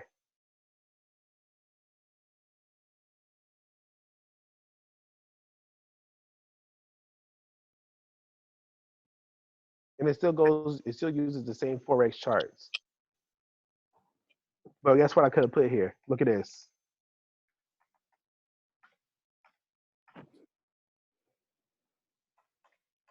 Talk about scalping, right? Yeah, that's the hella But there's risky people out because you here. don't know when the market moves. That's right. There's people out here that put $100,000 in this, but you could lose that in 1 minute. Mm-hmm. So that means if I put $100,000 out here, my account was able to hold it, and I won this, I would have won $850,000 in this 1 minute. That's stressful. But there's people out here that do it and they kill it. But my biggest thing with the binary brokers is they are so shady. They do not pay. They don't. They don't pay your money. I took $100 account and I flipped this to $5,000. They grabbed about giving me the $100 that I won. Oh look, I'm actually winning right now. Let's see if it actually pays me. Uh-oh, let's see. It's counting down. Hey.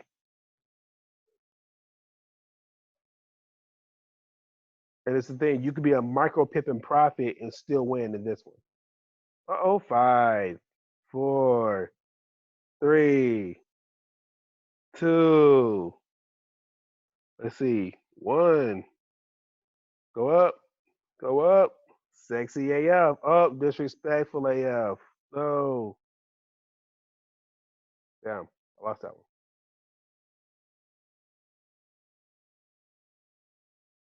But that's all binary options is. So, but the only reason I stopped doing it, that's why, but learning binary options and scalping actually made me a better position trader in Forex. I just showed y'all that to say all of that. it made me a better position trader because I realized some of those trade entries that I lost,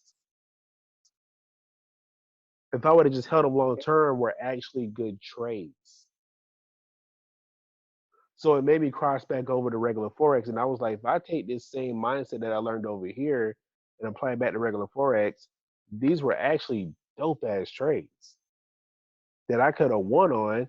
It's just that I didn't give it enough time to work out.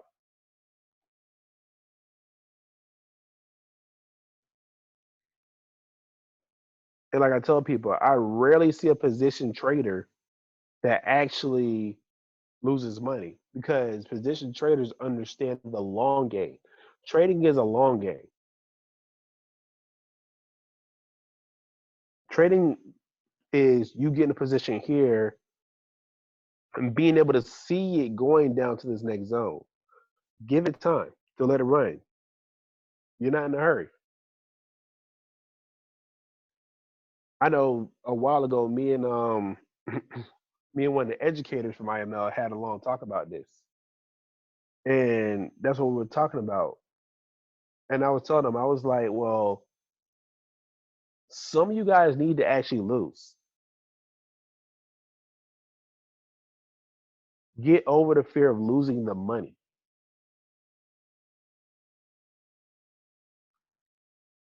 What made me such a good trader that I am today and so patient is I lost $25,000 doing this. That's what taught me how to trade. It wasn't nobody showing me. It wasn't nobody sitting there in a classroom showing me or giving me private Zoom trainings like I'm giving y'all. I didn't have none of this.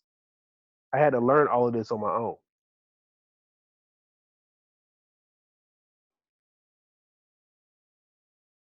Thank God I wasn't married then. I did have my son then, but I wasn't married.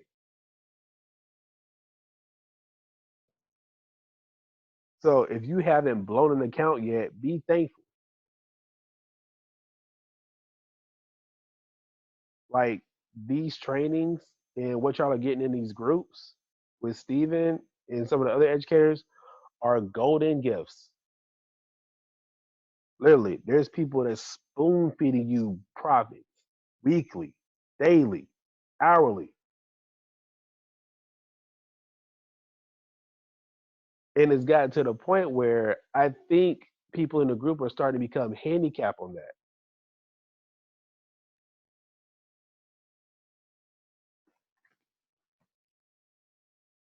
Like losing, I will say this. I'm a very big Batman fan. And if you ever watch The Dark Knight, Bane told Batman, he said, you're used to winning. He said, winning is what makes you weak. You're used to winning. He said, winning has defeated you, not losing. Batman was used to beating everybody in Gotham until he ran up on Bane, and Bane kicked his ass and told him, yeah, bro, like, I'm a real villain out here.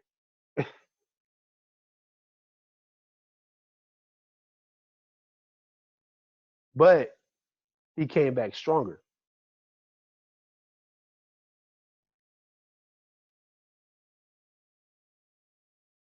And that's what actually made me better trading, losing. That's what got my mindset together. That's what made me say, hey, guess what? Am I doing wrong? I went back and back tested all the setups that I took, and I'm like, and I realized, oh, these were good setups. I got in a buy right here. I should have been in that much drawdown. I should have waited for it to get to this zone. I should have got a better entry. I should have waited for this pattern to form. Stuff like that. Experience can't be taught. It's something you just have to learn. And this is the real of trading. Not every week is going to be a win. You are going to lose. It's how you lose. Get over the fear of losing. Yo, anybody on this call watch basketball? Anybody watch the NBA? Me. Yeah, who's the greatest shooter of all time in the NBA? Ever. Ever? Or Yeah, right now? ever. Right now and ever. I mean, I say Steph Curry. He Like is. now. Yeah. What's his shooting percentage?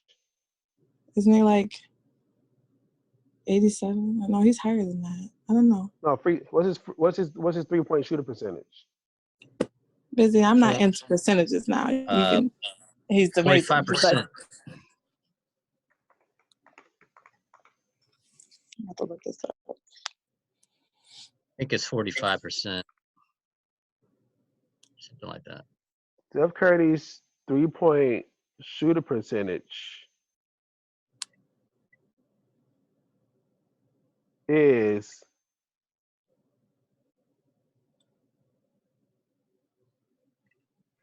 let me see. Steph 3-point shooter percentage Shots between is about 43%. He's at a .437 for this season, shooting for percentage wise. Steph Curry shoots 43%. Don't you know they call Steph Curry the best shooter ever to go in the NBA for the 3-point line? He shoots 43%. So guess what that means? He misses more than he makes. Out of 10 shots, he's only making 4 of them.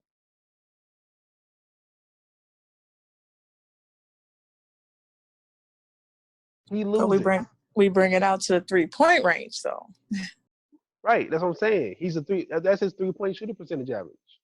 43%. So I mean, if he sits at his 3-point line, he takes 10 shots, he's only guaranteed to make 4 of them on average.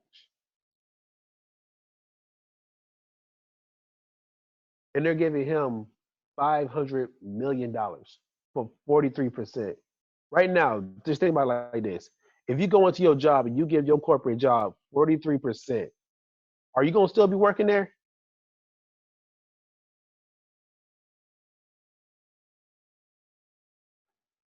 Hell no. Hell no. Let's be real. Let's be real. No.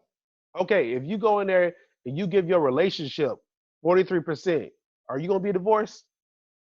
43%. Yeah. But guess what? So what make y'all think y'all got to be 100% hitters in Forex to win? You don't. You're going to lose. But your great risk management, your great psychology, your great analysis, even if you lose,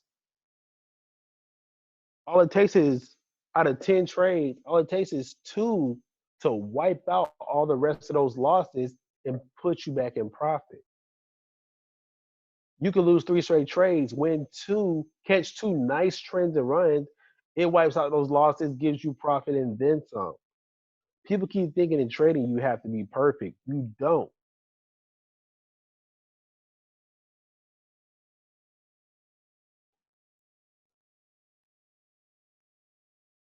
This is what I'm telling y'all. This is why I told Steven, no, stop spoon feeding people these damn trades. You're making people weak. Stop it.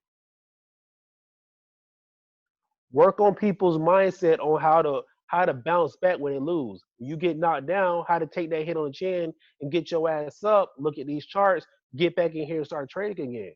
When you blow $5,000 in an account and you looking like, what the fuck have I done? How to come back. That's what y'all need to learn. That's what everybody needs to learn. There's gonna be weeks where you taking great trades, them shit's gonna reverse. They're gonna hit stop loss, stop loss, stop loss, stop loss. Come back and trade again after that. That is going to happen.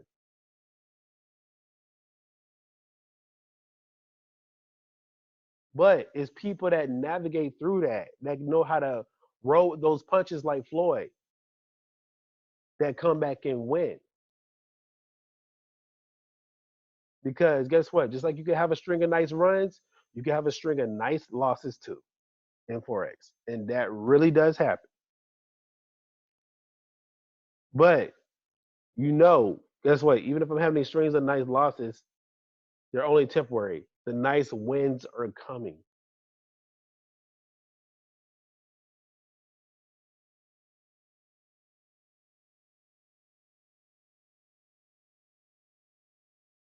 And that's just something you have to work on for yourself. Nobody can help you with that. That's something you really just got to focus on for yourself.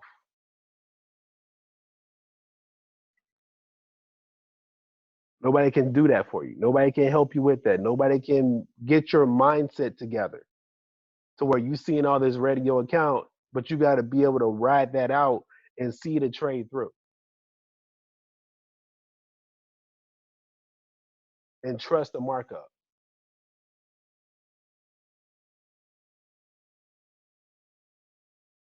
Shoot, I know a guy that was personally, he was in 3 months of drawdown. And I told him, I said, man, my group we rarely see drawdown. We catching trends, we catching trades, and we barely see anything. He was like, man, busy. He said, I'll give you $50,000. You can trade my account. Then if you catching no drawdown, let me know how you doing that. And he's a position trader. And I was like, bro, we don't see no drawdown like that. We rarely see it.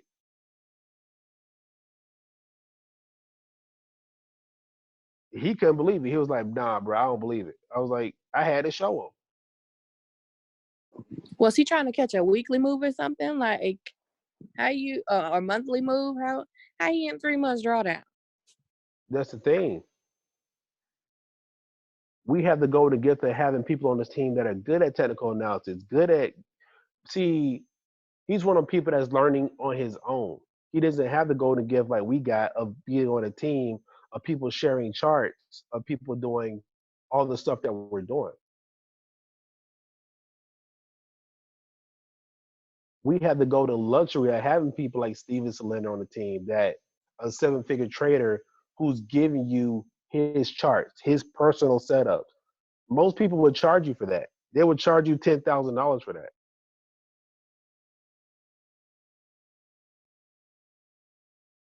They'd be like, oh, dude, you want to see my personal setups? Oh, okay. I tell you what, you pay me $10,000, then I'm going to show you how to trade. And they going to show you technicals. What you get in an IML for $100 a week, $100, a month. There's people that pay multi-$1,000s for that and don't even become half a decent trader. And they still lose money.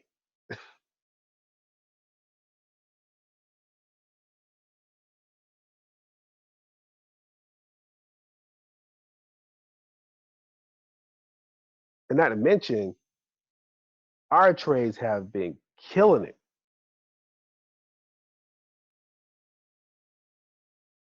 No, seriously. Yeah, seriously, we've been smashing the market.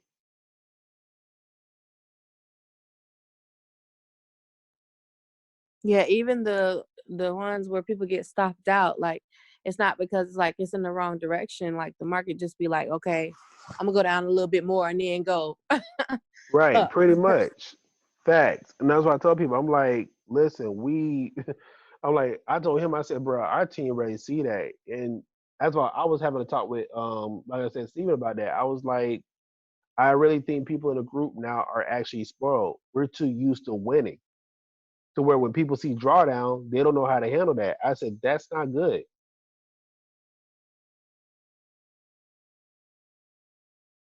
Because guess what? What happens to weeks where we're in drawdown for the whole week? How's everybody going to handle that?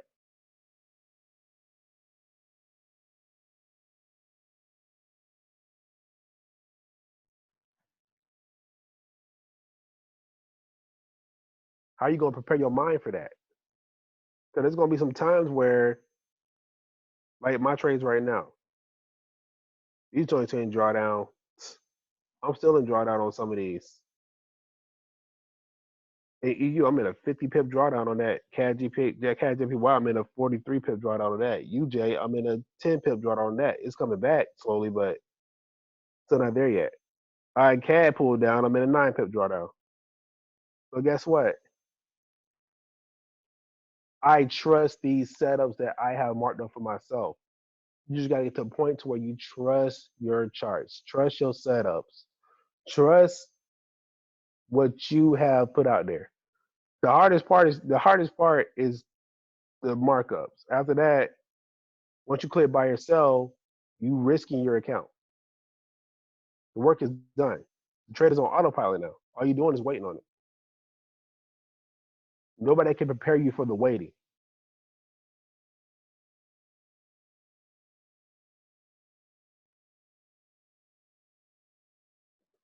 I'm gonna tell y'all this story, and I'm gonna actually get off this call and go to bed. Take another shot of Hennessy, and I'm gonna go to sleep. But when I was in Las Vegas,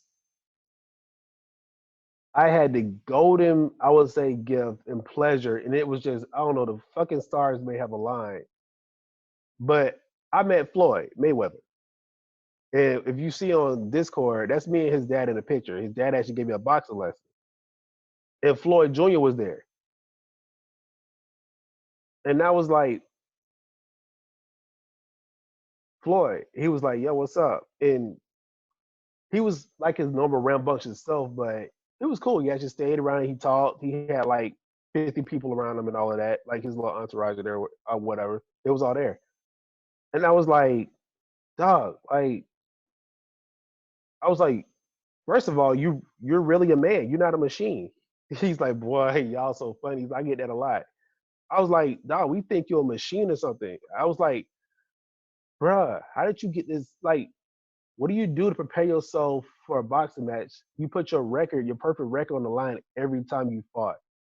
I said, what got you through the ring? He was like, I'm not afraid to lose. He was like, y'all keep thinking I don't lose. He said, bro, he said, I come in this gym. He said, I be in here 3 times a day. He said, I train so hard to where once I walk in that ring, he said, nothing bothers me. He said, I'm not afraid to get hit in the face. I'm not afraid to get my nose broke. He said, I'm not afraid to take a punch. He said, I train so hard. He said, I'm not afraid to lose.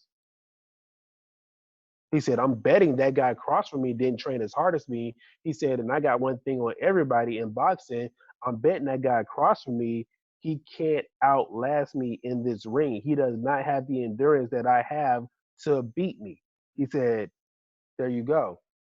He said, I'm betting by the 10th round, that fucker over there is going to be tired. And I'm going to still be me.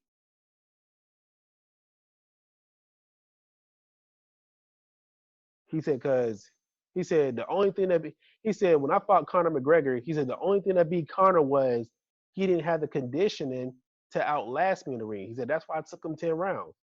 He said, if you notice, I threw the first 3 rounds. I said, I noticed that. You ain't throw no punches. He's like, exactly. He was like, UFC is not boxing. He said Conor didn't have the conditioning to outlast in a boxing ring. He said, I knew that. He said, that's why when it was the 10th round, he said, I unloaded on Conor like nothing. He said Conor couldn't even lift his hands. He ran around. He said, but guess what? He said, for me to last that long like I have in this sport for all these years, I had to train as hard. That's what you're doing on these charts. For you to last in Forex as long as you're going to last in this and really be successful, really become 6 and 7 figure traders, you got to practice. You got to study. You got to practice. Get up. You got to look at these charts. You got to train your eyes. You got to perfect your craft. You got to perfect your entries. You got to write the vision and make it plain, like Habakkuk 2:2 says. You really got to see this as this is my freedom out of whatever I'm in. Right now, guess what? Right now you can say to yourself, I need extra money, but guess what? There's freedom in these charts, in this forex, and this great group of people around you is here to help you win. Leverage this group. It is a blessing that you have 7-figure traders and 6-figure traders and all these great people around you that you can discord at the tip of your fingers. Dude, that's fucking amazing. It used to be a time where 6 and 7-figure traders, you never could get in touch with them. You could actually get in touch with a 7-figure trader and say, hey, listen to me. And he's like, oh, okay, what you need? I'm just being real. If I was a 7-figure trader, bro, I'd be like, nah, bro, you ain't got access to me like that. Talk to my secretary. And if they come to me and say talk to you, then I may. Don't talk to me. That's how I would be. It's a blessing that Stevenson isn't like that.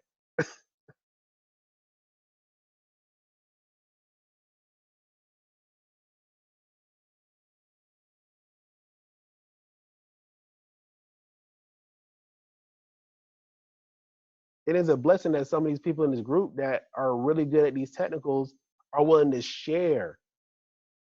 Most people, when they get good at something, they say, well, if you're good at something, never do it for free. Okay, hey, listen, you over there, you want to know what I know? Yeah, pay me. Ain't no guarantee you gonna win, but pay me anyway.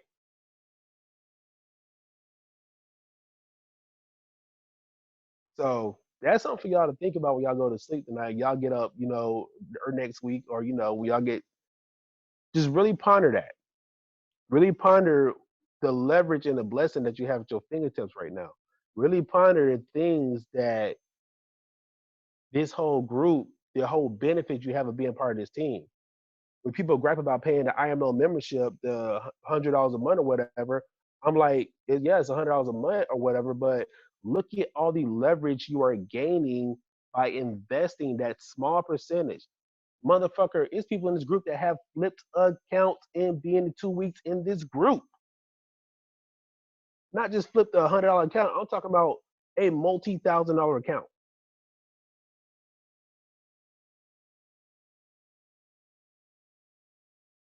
And that's just by taking these signals. That's not even knowing how to trade. That's just by taking the signals. Imagine if you actually studied and learned how to trade and made your own signals.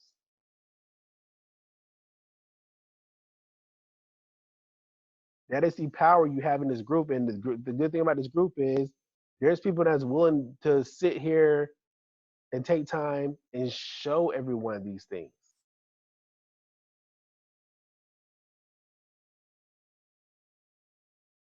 That is a blessing. Don't take that lightly.